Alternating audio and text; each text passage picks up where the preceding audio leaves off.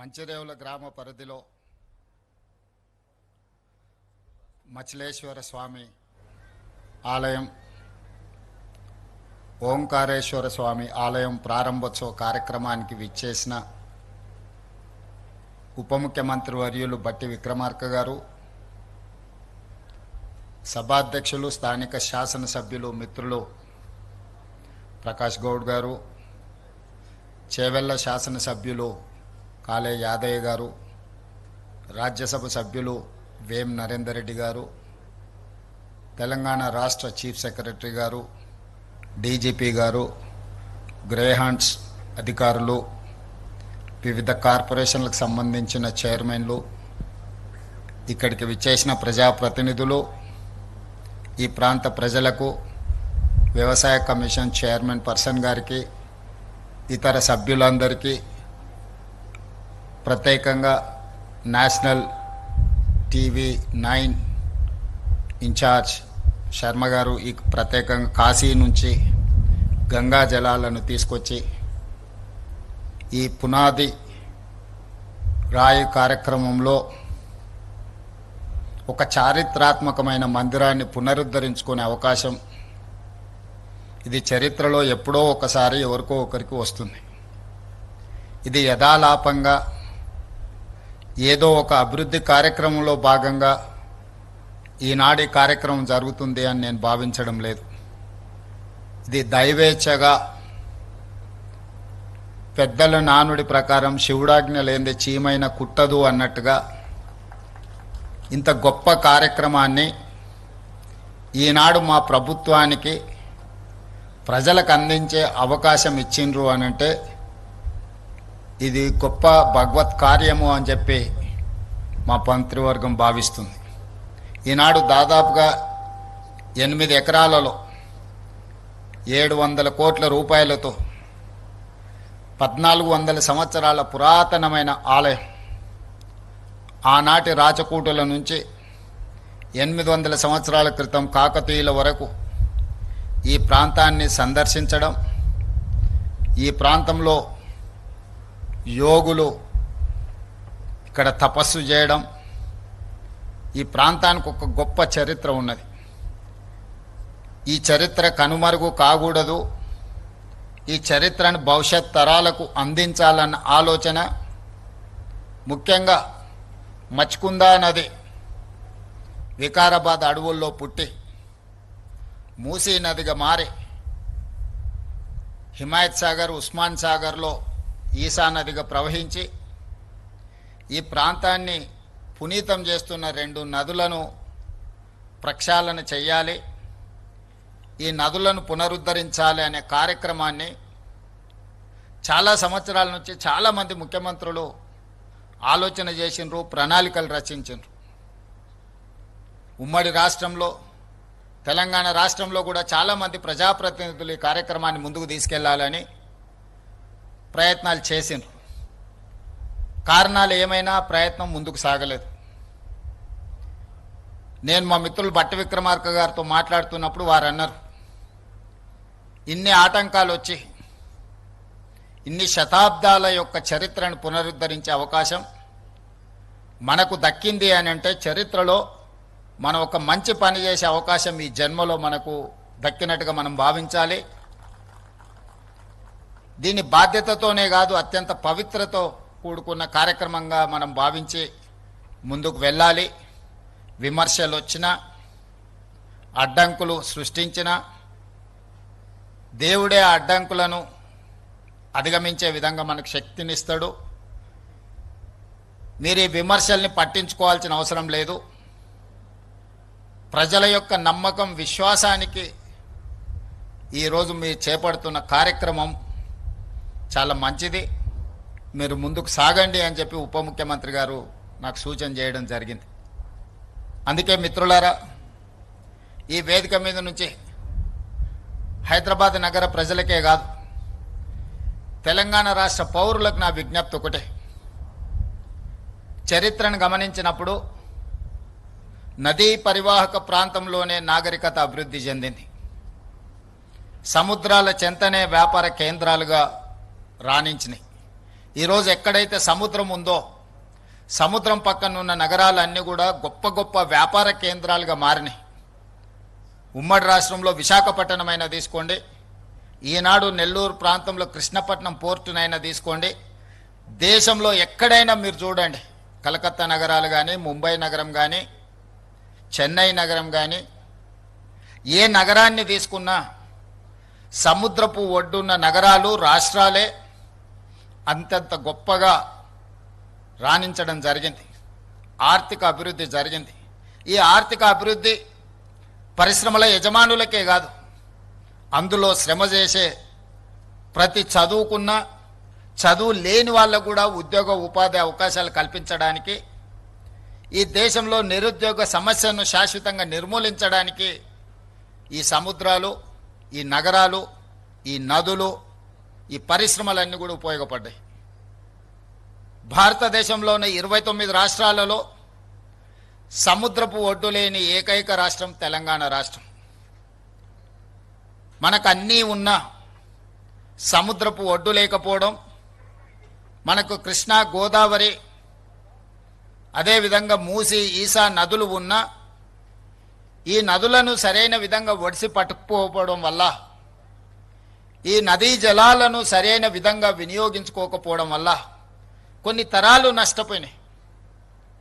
వీటిని వినియోగించకపోతే పర్వాలేదు, కానీ వీటిని కలుషితం చేసి కాలుష్య వెదజల్లే పరిశ్రమలుగా ఈ నదులను మనం తయారు చేసినాం. ఇది ప్రకృతి వల్ల జరిగింది కాదు, ఇది ప్రజల వల్ల జరిగిన తప్పిదం, ఇది మానవ తప్పిదం.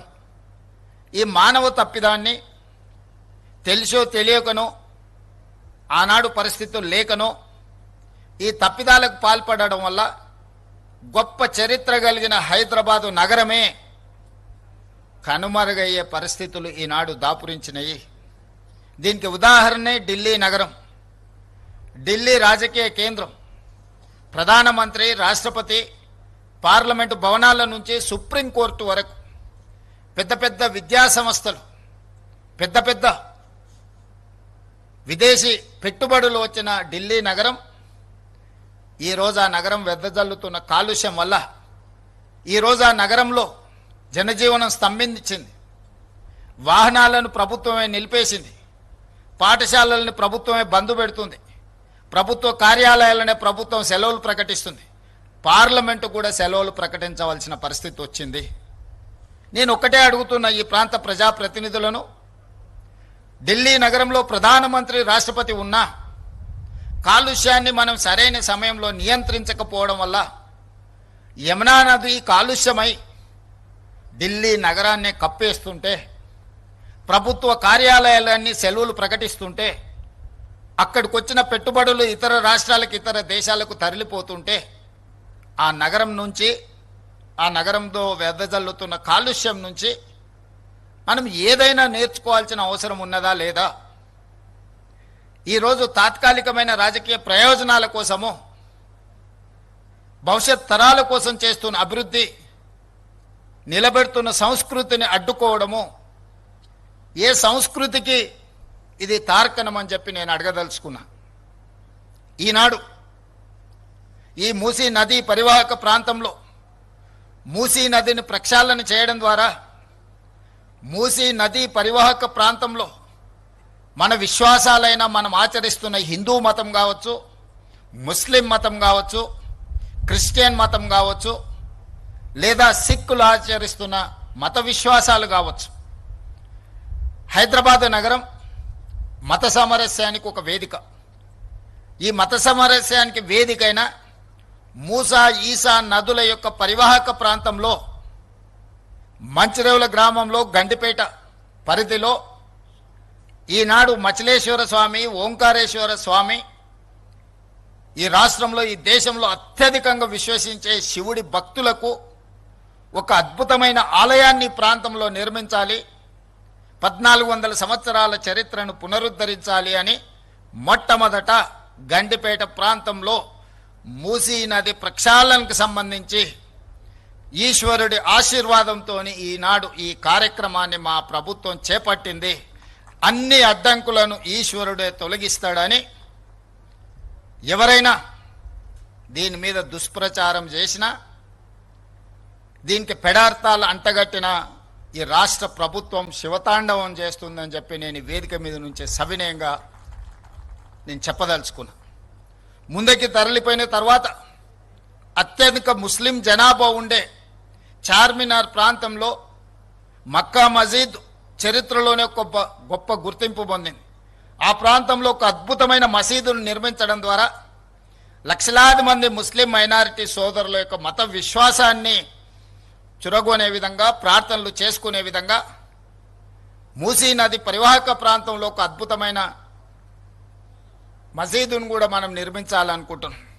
ఇంకా కొంచెం ముందుకు సాగితే సిక్ చావుని గౌలిగూడ ప్రాంతంలో మా సిక్ సోదరులు చాలామంది అక్కడ నివసిస్తారు. ఆ ప్రాంతానికి ఒక చరిత్ర ఉన్నది. అక్కడ ఒక గొప్ప స్వర్ణ దేవాలయం లాంటి సిక్ సోదరుల యొక్క విశ్వాసానికి ఒక మందిరాన్ని నిర్మించాలి ఈ మూసీ నది పరివాహక ప్రాంతంలో అని చెప్పి ఈనాడు మా ప్రభుత్వం భావిస్తుంది.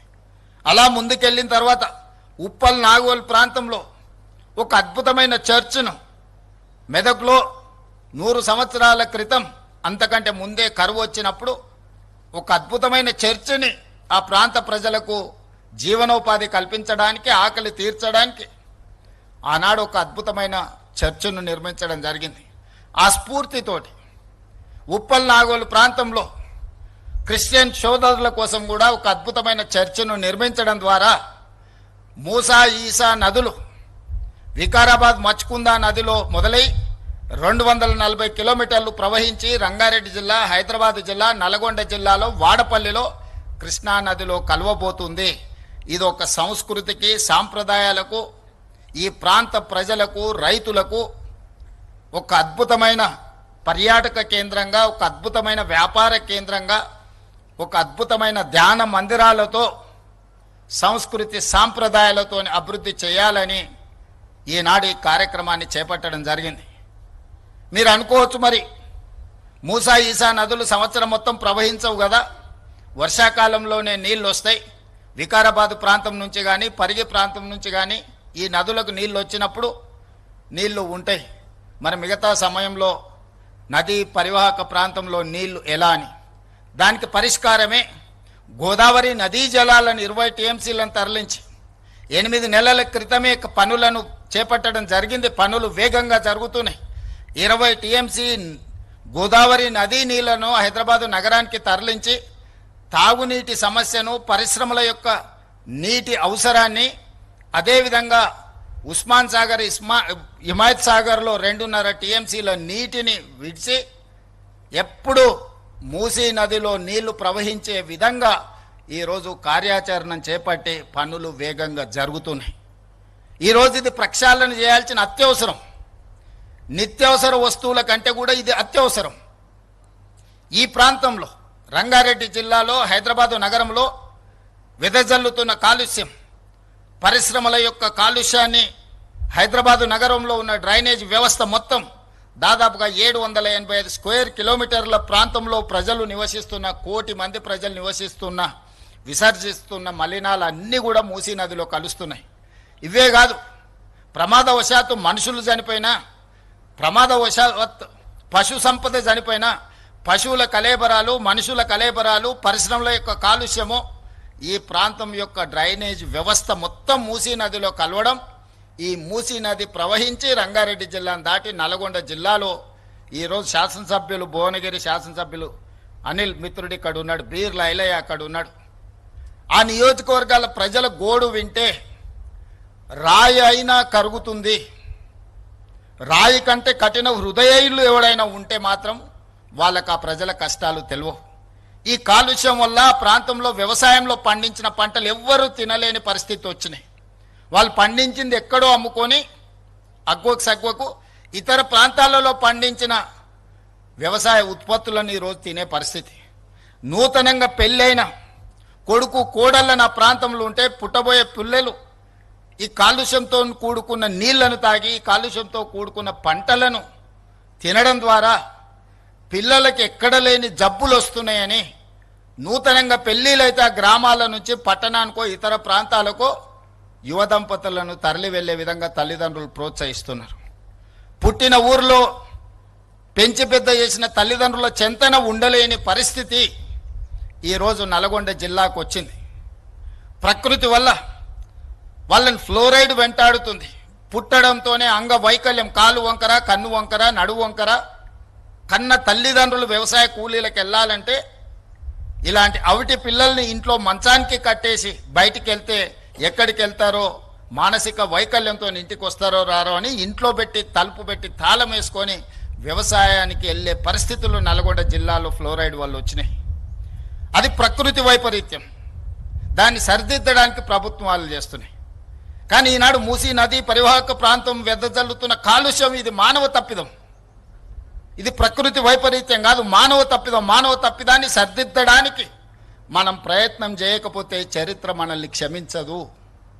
అందుకే ఈనాడు శ్రమ అయినా, ఖర్చుతో కూడుకున్నదైనా మూసీ నది ప్రక్షాళన చెయ్యవలసిందే అనే కార్యక్రమాన్ని మా మంత్రివర్గ సహచరులందరూ భుజం తట్టి చెప్పడం, ఈ పరివాహక ప్రాంతంలో ఉన్న ప్రతి శాసనసభ్యుడు పార్టీలకు అతీతంగా, ఈనాడు యాదయ్య గారైనా, లేకపోతే వికారాబాద్ ప్రసాద్ కుమార్ గారైనా, లేకపోతే మా మిత్రులు ప్రకాష్ గౌడ్ గారైనా, కిందికెళ్తే ఎంఐఎం శాసనసభ్యులైనా, ఆ కిందికెళ్తే ఉండే నల్లగొండ వరకు ఉండే వాళ్ళందరూ ఈ పరివాహక ప్రాంతంలో ప్రాతినిధ్యం వహిస్తున్న కౌన్సిలర్లు, కార్పొరేటర్లు, సర్పంచులు, ఎమ్మెల్యేలు, ఎంపీలు అందరూ ఈ నదిని ప్రక్షాళన చేయాల్సిందే, మూసీ నదిని పునరుద్ధరించాల్సిందే. ప్రభుత్వం ఈ కార్యక్రమాన్ని నిరాకటంకంగా కొనసాగించాలని చెప్తున్నారు.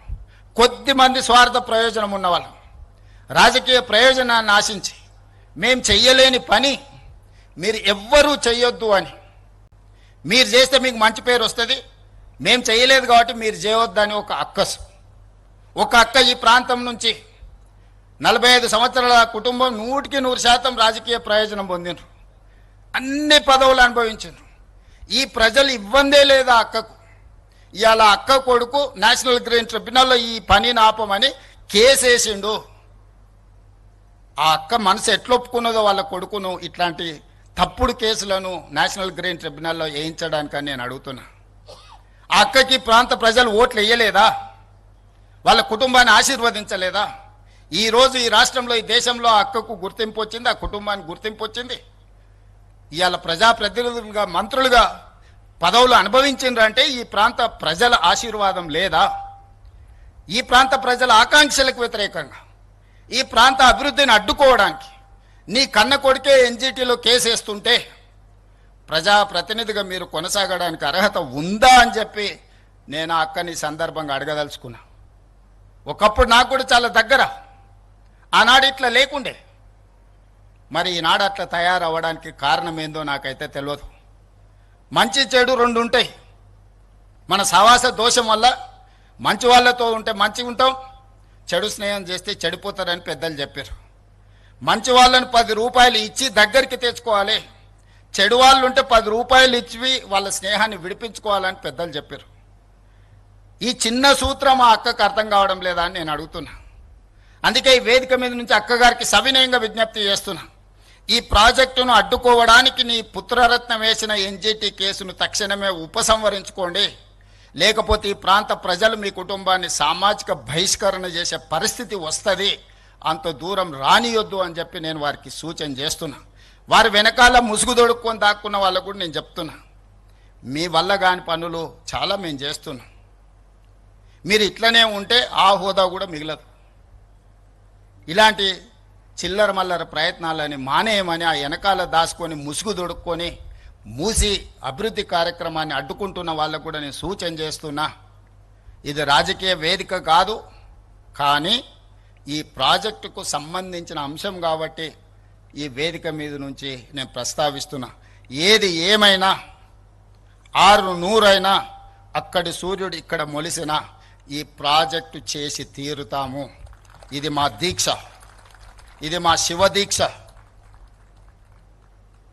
రామప్ప మందిరం ఆనాడు పనులు మొదలుపెట్టినప్పుడు అక్కడ దర్శనం చేసుకొని రుద్రదేవుడు నిర్మించిన రామప్ప ఆలయంలో మొక్కుకొని బయలుదేరినాం.